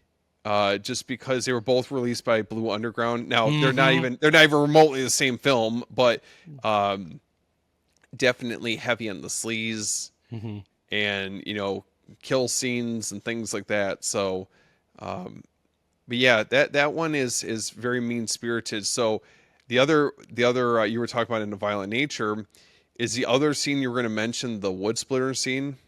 Yeah. Oh my God. Dude, I can't tell you the last time that I've been so uncomfortable sitting in the theater, and that was playing out, and I brought my wife there, and it would just, I know like what she will and won't want to deal with. I'm more tolerant of it. Like you and I think we've seen it all when it comes to movies. For her, I was like, dude, I already know where this is gonna be a long ride home. But yeah, no, it's New York Ripper. It's depending on I would say, now, would you consider that a good starting point for someone getting into this? I've recommended it for people that are big slasher fans. Yes. Okay. I've said if you're a big slasher fan, you like Maniac, you like these movies, you have these deep cuts within the slasher genre, but you're a little hesitant with foreign films, check out New York Ripper, because I think you'll appreciate the gore. Yeah. And like, oh my gosh, like when you talk about horror films and slasher films that get mislabeled by some critics who don't really understand the genres as misogynistic. When if anyone makes that claim with New York Ripper, it's like, no, I get it. I get Yeah. it. Like that, Yeah. yeah, that movie is mean. It's mean, unhinged, violent, like excessively violent Yeah. compared to, I would say, some of his other Giallo films. It's like night and day. His first Giallo films are some of the best like scripts. Yeah. Like Perversion Story, I still think is like top 5 Giallo film scripts. Okay. Like Yep. it's really well written. Lizard in a Woman's Skin. I love the movie, but I do have like some qualms with it. It's not that there's anything wrong with it. It's just like there's some movies the way that they play out that I'm just not inclined. It's just not like the thing I want to do. But there's nothing wrong with it. Can I be honest with you? That is a film that has taken a couple watches to grow on me. Mm-hmm. I can't say that I love A Lizard in a Woman's Skin as much as other people in the Giallo community, because when I hear people enjoy that movie, they really enjoy it. Yeah. And I think it's a little bit of a slow burn for me. And Mhm. I don't mind that. It's just, I don't know. It's not one that like right from the rip really Also, kind of hooked me that way. also when I started going down the rabbit hole and I started watching like all the Argento movies I could watch or Giallo movies and all the Fulci Giallo movies, I noticed a trend. Argento, I could never guess who the killer was. Fulci, I always could guess who the killer was. Yeah. Always. And it was like, I don't know, but sometimes maybe it's just playing the end a little too strong, but I feel like every Fulci, because it was like, don't torture a duckling, which again, great, but I was totally like, Yeah. I was like, I know who the killer is.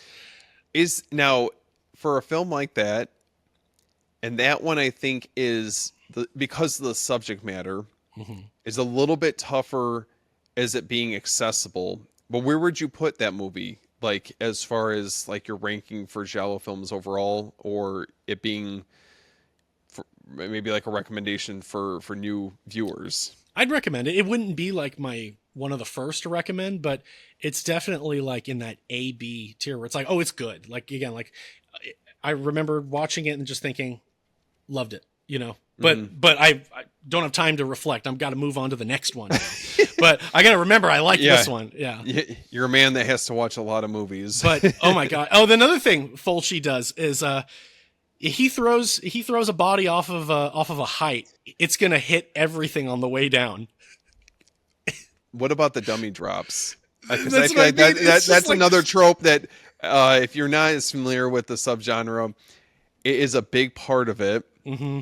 And I can't help but love it, no matter how ridiculous it looks. Yeah. But you know them when you see them. Yeah. I have all these cliches in my Jolly Tallies, and at the very end when I go back, I'm like, one of the cliches is like, how bad were the effects? And someone was like, shouldn't you be telling how good the effects were? I'm like, no, because like you've seen enough of these movies. It's like you literally just put a mannequin in some clothes and threw it off of a cliff. Oh, it's ridiculous. And it's like, yeah, but it's like you just accept it. You're not like, God, I hate that. It's like, no, it's fun. Like, it's so fun. I would say that the bad dubbing, like it's all kind of part of the charm that comes with these movies. Yeah, yeah. The gore doesn't always make sense, or like the kill sequences are a little over the top, excessive compared to maybe like American slashers. But yeah. Well, speaking of which, I'm glad you didn't bring this one up out of the bunch. But this one, I feel like I didn't want to pick a super obvious one, and I love this movie so much. The Psychic. Psychic, I would say, is more of a deep cut. I mean, it's not like a total deep cut. Like, I mean, there's so many other ones where it's like, oh, you've had to have been a fan of this genre for years or at least several weeks to get into this. Yeah. But Psychic doesn't get talked about as frequently. No, the reason why I wanted to plug this one is because it's one I believe out of the few we talked about tonight that is like fringe supernatural. Hmm. And I correct me if I'm wrong, I don't think that comes up as often in these movies. So to have Fulci throw that in as like kind of like the undertone of the movie, I liked it. I Yeah. just thought it was like a cool aspect of the film, and you're trying to piece things together as our main characters trying to piece things together. Um, this whole movie had me on the edge of my seat, and Severin did a phenomenal job with this release. It is stacked, and I mean, like, look at that. Whoa. I didn't Yeah, notice that. Holy crap. yeah. I'd never So seen like the side of it. yeah, so it was definitely a pleasant surprise. I'd never seen this film before, and it just blew me away the same way the case of the Bloody Iris did. And this is one that if you're looking for something a little bit different compared to the other films that we mentioned tonight, I think that's a great starting point. Hmm. It's certainly more unique. And in terms of like paranormal, supernatural in the genre, Hmm. you get a lot of instances of like scenes with a character who's a psychic. I mean, Deep Red has the character who's That's true. Is she clairvoyant or I believe so. Yep. In yeah, the opening yeah, sequence. Yep. and you'll get some scenes where there's a seance or there is like a medium who's communicating with the dead. Sometimes you get movies like there's a common plot in Giallo films, especially the ones in the 60s, where there's crazy stuff going on and the whole mystery is this really happening, or is this character being deceived by the others around them to go crazy? That is a great point. A great point, because we were talking about a lizard in a woman's skin, and I feel like there's what are some other films that you could think of that kind of play with that trope? Do you know? The night Evelyn came out of the grave. Yes. Okay. Um,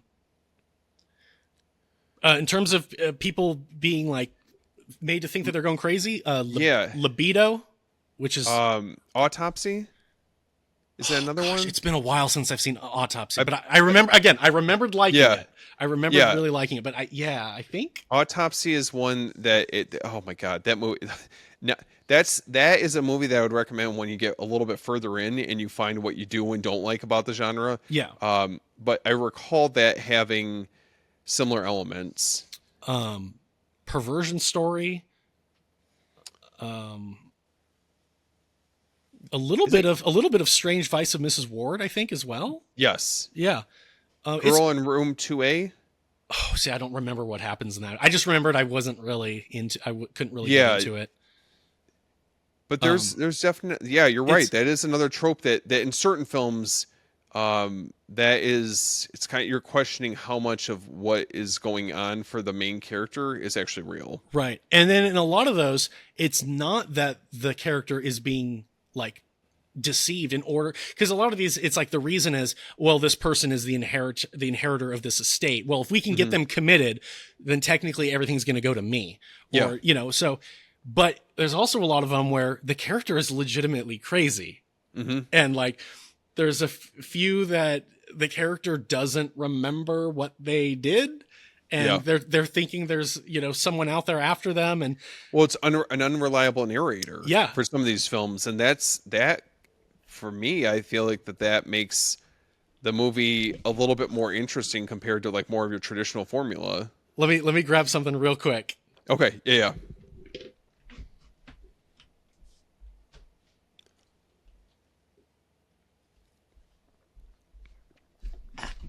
Oh my gosh. Okay, so the unreliable narrator trope. Oh, am I here? Yep. Okay, sorry. All of a sudden I'm like, I don't hear anything.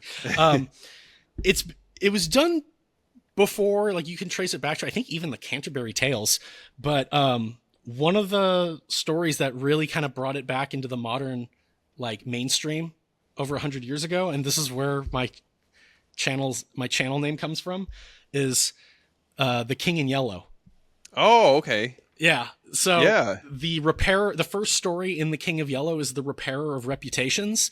And it's describing, because it was written in I want to say 1890. Now I'm forgetting, but it's based in 1920, that story. So it's like 30 years in the future. And the way he's describing New York City, it was like Black Americans had like formed this coalition to return to Africa, and there's suicide booths on the corner, and there's a new government that's like the American dynasty of da da da da. I forget what it's called, but like there's all these weird things, and you just assume, oh, okay, well, I mean, it's like happening 30 years in the future. This must be what's going on. But when you get to the end, it's like, wait, this character is insane. So is any of that like actually happening? Yeah. It's definitely creates a different level of, what would you say? It's almost like us as a viewer, a different level of paranoia of being able to try to trust if the main character is delivering what's going on or how things are playing out accurately. Yeah. You know? Yeah. And I think that, and the reason why, the only reason I really feel like that this one stands out for me is because I feel like with Don't Torture a Duckling, excellent movie, but the subject matter I feel like is a little bit heavier, might not necessarily be for everyone starting out. referring to the children. Yeah, it's you just don't really, I mean, for a majority of them, it's kind of like you kind of got to tiptoe that fine line with what you're comfortable with. Yeah. And some movies, there's a good comparison between Don't Torture a Duckling and Who Saw Her Die, because they both deal with that, and they both came out the same year, like months apart. Yep. And how Aldo Lado does it is way more like you're focusing on the dread of the situation and what it does to the parents. Oh, yeah. The grief. And Don't Torture a Duckling, it's way more kind of like, well, we haven't really done this yet, and like Fulci is just way more exploitative in how he does. Oh, he is. So if he's gonna put kids in his movie, in his Giallo, it's gonna make people uncomfortable. And I'm saying that is he's one of my favorite directors. Yeah, but I'm not afraid to admit that there are some things that he does where I'm just like, okay, I see what you're doing there. Yeah, it's like I wonder if a lot of the flack he received was probably there's some merit to it. Yeah, absolutely.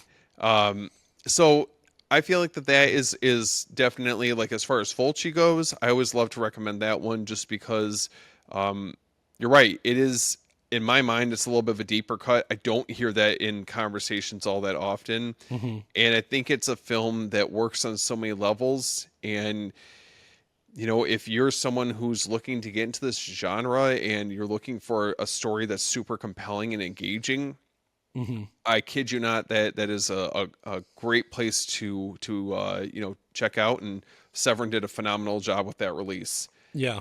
Okay, so I'm gonna throw you a little bit of a curveball on this one. So the last one that I wanted to mention, and we'll go into some other various movies after this. I like Delirium. I haven't seen it yet. Oh no! I own it. Okay. I've bought up so many. I've literally bought up everything from Arrow and Vinegar Syndrome in terms of Giallo. But it's either like I sit down and watch 20 movies, or I'm like, you know what? I'm going to be covering this movie in like a matter of months or whatever. Why don't I just like wait till then? Because I'm going to be more like fresh and more just like, okay, I just watched this for the first time. Yeah. So that is one of the ones that I'm just sitting on. Bump that up to the top of the list. Listen, it is like everything about the 80s just rolled into this film. Like, okay, so Vinegar Syndrome put this out. I didn't hear a lot of people talking about this release. I knew how like batshit crazy this movie was, but I mean, how much crazier does it get than this? Dude, it's wild. Like, okay, so this movie is okay, so Lamberto Bava, Mario Bava's son, Hmm. and he's no like I would say probably more known for doing the Demons films.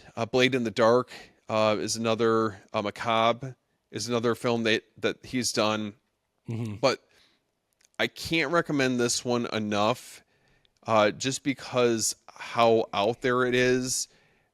A lot of like different hallucination sequences that take place, and with a lot of Lamberto Bava's films, the violence is very stylized. He's coming up after Argento, and had that association with Dario Argento, so there's a lot of the same stylized aspects in all of his films. Hmm. So Vinegar Syndrome did a phenomenal job with that release. I just wish more people had a chance to check it out, because I think that film deserves all the love in the world. I would be down for us to find some Giallo movies that the other hasn't seen. Oh, Watch a okay. few movies and do like Okay. a good little like, all right, let's talk Yeah. about this now. Yeah. Real And quick, because yeah, you brought up Lamberto Bava. Have you seen Shock? I have. The jump scare in the end of that Oh, movie oh, is I know it. Yeah. so good. Yeah. It's very unexpected too. Oh my gosh, the first time I watched that. And you know what's funny is like the only other time that a jump scare or anything that you could call, it's not quite a jump We're scare, talking talk about this, right? oh Chuck? yeah, Yeah. Yep. Yep. Um, there's a moment in. Have you seen Hatchet for the Honeymoon? I'm trying to think if I have or not. Believe I have. It's been some time. Okay, there's a moment in that movie in like the last 20 minutes or so where the Stephen Forsythe's character, I forgot his name, but he's like stalking this woman, Mm-hmm. and he's like in her house, and the way it's shot, it's like kind of, I think if I remember correctly, it's kind of panning across like the living room, and it's just dark and there's shadows, and I don't remember exactly how it starts, but he moves through the shadow and you don't see anything. And all of a sudden he's moving closer, but you can't tell because it's just dark. All of a sudden Mm-hmm. he's just right in front of the camera. And I remember the first time I watched, and I actually like recorded a viewing of it. Yeah. I'm sitting there watching, and all of a sudden I just go, it's just Yeah. like, dude, back Yeah. up. Holy crap. And like, again, Yeah. it's not even a jump scare. It's just because it's like literally something slowly materializing in front of you. And It's it's like just, unsettling.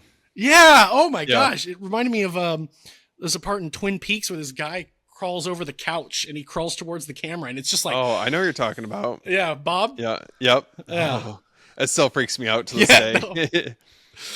Yeah, I'm a big fan of Twin Peaks, so that's Same. not lost on me. Well, that one I implore you to check it out. Lamberto Bava definitely was, I would say, one of the few directors towards the tail end of the Giallo's success, Mm-hmm. that was continuing to put out movies well into the 80s. And it's a movie that I feel like deserves more love. And it's just, again, it's not going to be Giallo in the traditional sense. It's a little bit more unhinged. Mm-hmm. Definitely the 80s dialed up to like 11 in this movie. And the kill scenes in this are pretty gnarly. Okay. Yeah. No, I'll definitely check it out, especially if we can get like a good little like. Oh yeah. Yeah. What I do appreciate about Lamberto Bava is that he doesn't come off as a son who's trying to like, Replicate. yes, Yeah. yeah, I would agree. it does. It's unfortunate that some, celebrities, whether they're actors or directors or whatever, that they have the same family name, and like I'm living in that shadow. You're always going to think of it, but he does a good job of making like his own. It's like his own signature style. Yes. I always compare the Demons movies. They're fun movies, but it reminds me of like his take on the Evil Dead movie. Just with like the Italian like flair to them. But yeah, no, I think that is a very accurate way to describe his films. wasn't trying to replicate what worked best for Mario Bava, but I feel like he cherry picked some things from the various directors that he worked closely with and was able to kind of carry that into his own films. Mm-hmm. So this was something that I wanted to bring up with you. Now, we were talking about, obviously our love for slasher films, and with Giallo having I feel like a lot of overlap between the two subgenres. How do you feel like Giallo had an effect on America and the films that were being made roughly about the same time or maybe a little bit later? You brought up Brian De Palma earlier, Mm-hmm. and I would argue that I think a lot of his films definitely have Hitchcock influence to them, Mm-hmm. but I would also say that I feel like he's very familiar with what worked for Giallo films during that time. Yeah. Dress to Kill, Blowout, Body Double are the three movies that come to mind. Mm-hmm. How do you think that Giallo shaped American films, such as his, or maybe if there's other ones? I think those are great, accessible starting points if you aren't ready to like go feet first into Italian Giallo. I think that that's a great way that might be a little bit more accessible. So, yes, Giallo came before slasher, but again, there's so many other films that were already in place before even Giallo came around that, like M, Mm-hmm. um, uh, a lot of Hitchcock's older stuff. I always bring up Shadow of a Doubt because most people like don't mention it, but Shadow of a Doubt, Psycho, Peeping Tom, Mm-hmm. Twisted Nerve. There's all these movies, Black Christmas and Texas Yeah. Chainsaw Massacre. There's all these movies that happened, well, those happened in the 70s, but happened in like the 60s and beyond that were kind of introducing this idea of a slasher. They weren't quite slashers the way we think of them now or the way that it is, but I think you can't help but mention Giallo in the conversation of slasher and how formulative and how influential it was. I think really does vary between filmmakers, but Mm-hmm. and I'll say this: if Giallo didn't exist, I think slashers still would have happened. Yeah. I don't think it was like, oh, they were absolutely like pivotal to this happening in America. I think the evolution was natural. I don't think John Carpenter saw any. He may have seen some Giallo films. I haven't heard him talk about it, but Sean Cunningham seems to talk about Friday the 13th like without mentioning Bay of Blood, if I recall. It's more evident. I feel like we were talking about. I feel like it's more evident in Friday the 13th Part 2, Right. with a lot of like the same beats I felt like A Bay of Blood had. Um, I'm not sure if Sean Cunningham ever. I mean, maybe, or maybe it was like an instance where maybe he saw the film and it unintentionally had an effect on how he shaped that movie. I'm not really sure, but um, yeah, it's an interesting to see. Like, I find it so fascinating to see like some of the films that came out maybe around that time, or like another one that I think of is Al Pacino and Cruising Yeah. as another. I mean, there's like some fringe Giallo elements to that, Mm-hmm. with having like the mass killer. Mm-hmm. Um, are there other films that come to mind to you, or standouts in your like movie collection that you feel like would, if somebody was getting into this and maybe weren't quite sure if Giallo was for them, are there some American films that you might recommend to get them Yeah. maybe And on like, board? especially if in that kind of era, um, Brian De Palma, yeah, I was gonna say that yes, there's a lot of Hitchcock influence. There's a lot of Brian De Palma is just also one of those guys that you can tell that he just loves cinema and loves old Mm-hmm. cinema. And Yeah. so there's probably numerous older directors and films that he's drawing from.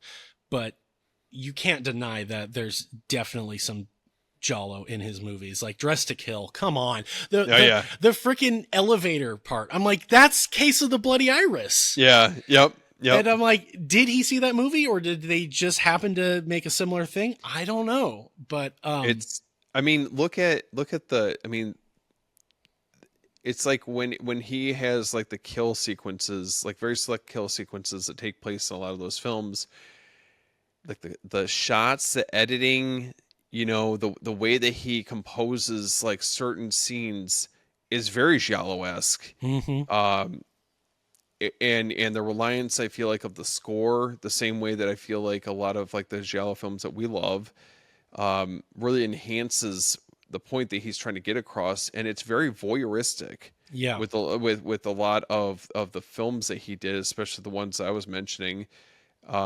Another one that comes to mind, I always think about Don't Look Now, Yes. as another one. So if you're looking to get into this, I know Criterion did a 4K of it. Yep. They also did Ex- one for Dress to Kill, yes, yep, which yep, I remember thinking like, can you guys please just do like one like, you know, true-blooded Giallo film? You're doing the ones that you're doing the British one and the American yeah, one. Like I consider them Giallo, at least Giallo adjacent.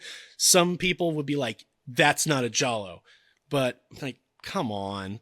If yeah, if Don't Look Now was made in Italy, if Dress to Kill was made in Italy, if Dress to Kill was Lamberto Bava, it would be a Giallo. yeah, You know, yep. so I think people are kind of being gatekeepers in terms of like, well, it's American, so it's not. Like, I mean, I would consider Alice Sweet Alice. I own it. I haven't yet watched it, but Okay. I'm so eager to Put watch Delirium up. Put Delirium on the list. it. Uh You huh. got to put that on the list because Yeah. those are like right up your alley as Yeah. far as like films I feel like you would appreciate. Yeah. No. Again, I've had Alice Sweet Alice for like 2 years, and I just haven't watched it yet because I keep waiting for the right time. And yeah. No, any of those movies I feel like are great entry points if you're trying to like really understand the genre a little bit better or to see it through a different lens. I think any of those are great choices. Are there any other films like that you could think of off the top of your head that you feel like You you kind of hit it like Dress to Kill, Don't Look Now, um, Blow Up, Blowout, yep, Blowout, right? Because Blow Up yeah. is the Antonioni film. So Blowout came out in 81 by De Palma. Okay, yeah. Yep, Yeah. yep. Um, those like in that and Blowout is even a little bit more on the kind of Polizia-tesque vibe, a little bit. Like, I just covered Who Killed the Prosecutor and Why, and I'm watching it like this is kind of Blowout, not as engaging, but I was like, it's kind of a similar premise. Yeah, there's I'm trying to think if there's any others. But yeah, non Giallo films that are adjacent, like Cruising, yeah, but Cruising I feel like might give people the wrong expectations. Dare I say, like Dress to Kill, I think, and Don't Look Now are a little closer. Yes, I would agree with that. Yeah, like Cruising is just like it's so American and like how it's executed. I don't There's know how else something to put it. about that film that I feel like it wouldn't be able to get made today, and it's a No. very specific time capsule. I mean, it's a very very like sensitive subject that they cover in it, and it just captures that. I think there's something that's just so lacking Mm. in movies that take place in New York for like more modern films is you don't get that sleaze, like Hmm. the grimy, gritty New York feel, like that specific feel in the film. Uh, I just I don't know. You kind of Yeah, had to. I feel like I wasn't there during that time, but it makes me feel like you like you understand what it was like at the time. yeah, and it's crazy how divisive it was when it came out and like how it was being protested. Oh yeah. Protest, is that the word I'm looking for? Yep. Picketed? No. Um Yeah. like how like some of the gay community was protesting it, but then they got the permission of like the S&M leather bars to film in there, and which were, most of those were run by the mafia, but those guys then came out and were like, no, like they were more praising it, but the book is way more offensive, way more like, people want to, if you want to call cruising homophobic, I don't think it's homophobic. No.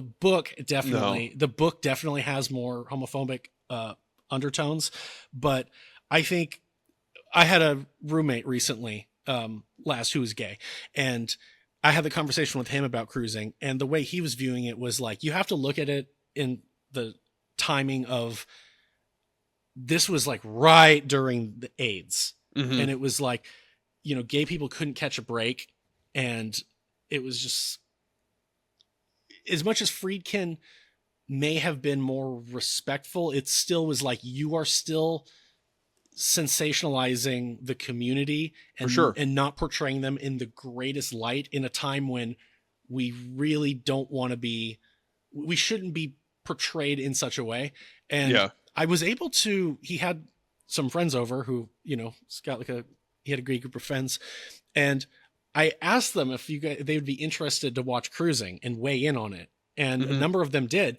And they enjoyed the movie. And I Okay. asked them, I was like, hey, do you guys think it's a little dodgy, a little offensive, whatever? And they're like, no, it's, cause it's not about, it's not, it's not trying to demonize gay culture, or sure, there's an aspect of it where it's like, this is different and we're going Hmm. into this, dark underbelly of this, but it's kind of a similar thing that like Hellraiser kind of does a little bit, but Oh yeah. they were both like, or they were all just like, no, yeah, no, it was good. It's, I think the important thing is that obviously, you can you can be able to appreciate that movie for what it is through, obviously we're watching it years later. Mm-hmm. But I think the important thing about it is that, again, it's very interesting to see like the cascade effect that maybe some of these films that we talked about tonight may or may not have had with, the films that we brought up. And even to a certain extent, I think, the overlap that we were mentioning about like the slasher films that were coming out shortly thereafter. Um, I don't know. It's a very, very interesting time period where a lot of these films were getting released. And, unfortunately, like I said, I just feel like at least for Giallo films, it kind of trickled off like as you start approaching the 90s. And I don't really feel like we've gotten a whole lot of that sense, Mm-hmm. unless there's films I'm not, recalling off the top of my head. But No, because it really, like the 90s, it really was slowing down, but you did still get some. And then by the 2000s, it was like, you're either getting these obscure random titles from directors like I've never heard of, or you mhm. got people like Argento who just won't quit, who just won't throw in the towel. It's like, dude, like, just stop, just stop, like, please. Yeah, But I think I'm hoping there will be, this is something that I like, I pray for. yeah. I want a resurgence in this genre. And you've got a lot of like homage films. You got I don't know if you've seen this, but The Editor. I haven't. Okay, that's one for you to check out. Okay, okay. And it was so funny because when I saw that and it came out, I think in 2014, I was writing like a Giallo, and I wanted it to be like a dark comedy, Mhm. a little bit of like an homage and all this stuff, but it was still a Giallo. I watched that movie and I just went, shit. Like, this movie is Yeah, so funny. It's so funny, and it's doing it like, there's a shot for shot recreation of the opening scene in New York Ripper with the dog going fetch and coming back yeah, with a hand. They do a yeah. shot for shot remake of it. And That's it's incredible. like, oh my gosh. And then there's like a whole flash dance If you know, sequence. you know. Yeah. Yeah. There's so much stuff in there that's like, oh my god. And then like a character is talking like this, these two characters see each other, and it's like, oh, hello, Rebecca, or something. And it's like, oh, you guys know each other. And like, yeah, we go back. All of a sudden it recreates the flashback scene from Strange Vice where, he just is standing over Edwidge Fenwick and slapping her and Oh my God. making out with her. It just recreates it. It's so funny.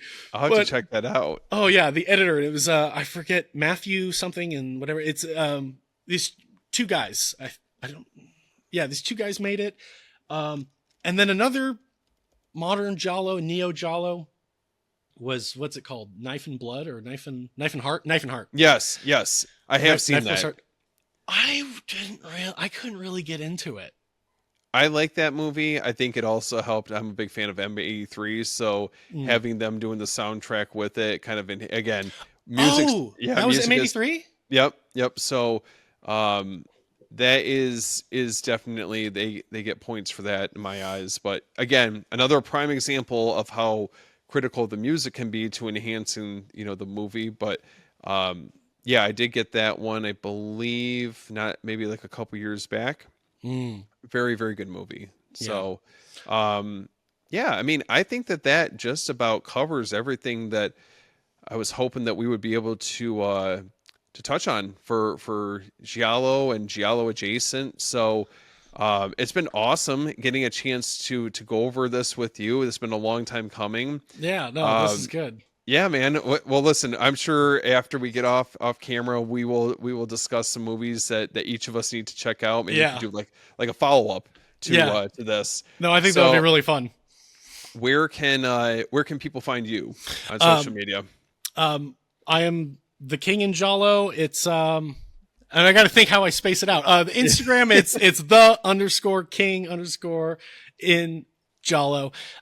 YouTube, TheKingInGiallo, Giallo, Giallo, which is so funny. Like, oh no, you know how to spell it. It's what I explain to other people. Like, that's what it is. But yeah, that's basically what it is. Also, I don't really use Facebook, but I'm Tanner Leeser. Okay. And so, yeah, but I basically am just on Instagram and YouTube. That's pretty much it. Awesome. And then you guys can find me at After Hours Videos. So I'm on Instagram, TikTok, YouTube, you name it. I'm also a co-host over at Beyond the Blood podcast, and you guys can find me there. We're going to be posting a little bit more frequently coming up here. And outside of that, let's get this next episode planned. We will come up with that list, and hopefully we can circle back and have a chance to discuss like some of the film recommendations we got for each other. Oh yeah. Real quick, I want to ask you: what are your thoughts on Dark Shadows or Dark Glasses? I can appreciate it for what it is. I don't think it hit quite the same highs as like some of my other favorites from Argento, but listen, if that happens to be the last film that he puts out, I'm glad that at least it was like, I feel like at least it's somewhat of a return to form. It's just, I think it just didn't check all the boxes for me, or maybe like meet my expectations for what I was hoping for. Yeah. I think it just kind of has a made for TV quality about it. I could see that, which is so odd. The guy who made Suspiria, his movies in like the recent millennium, they just have a weird look to them that's just like, this looks like I'm watching like this was literally made to be aired on like a network. Yeah, I could see that. It didn't really land for me. Like I'm appreciative of the fact that we got it. And, again, if Dario Argento, this is the last film that he puts out, then I'm happy that we got this to be able to appreciate. Yeah. Well, I mean, I guess this is where we end it. But yeah, no, dude, this was really good. I really appreciated this conversation, and like I feel like we could just talk for hours. So, I think at some point we're going to have to cover maybe some like deeper cuts. Yeah. I think that would definitely be worth trying to get something together. Yeah. There's definitely a few things that I'm like, oh, I wanted to mention that. So I'm like, I'll write it down. It's fun to bring it for the next time. But, absolutely. Yeah. Other than that, I guess we're just going to call it here. But, if you made it this far, ladies and gentlemen, thank you for watching. Thank you for checking this out. This was awesome. All right. See ya.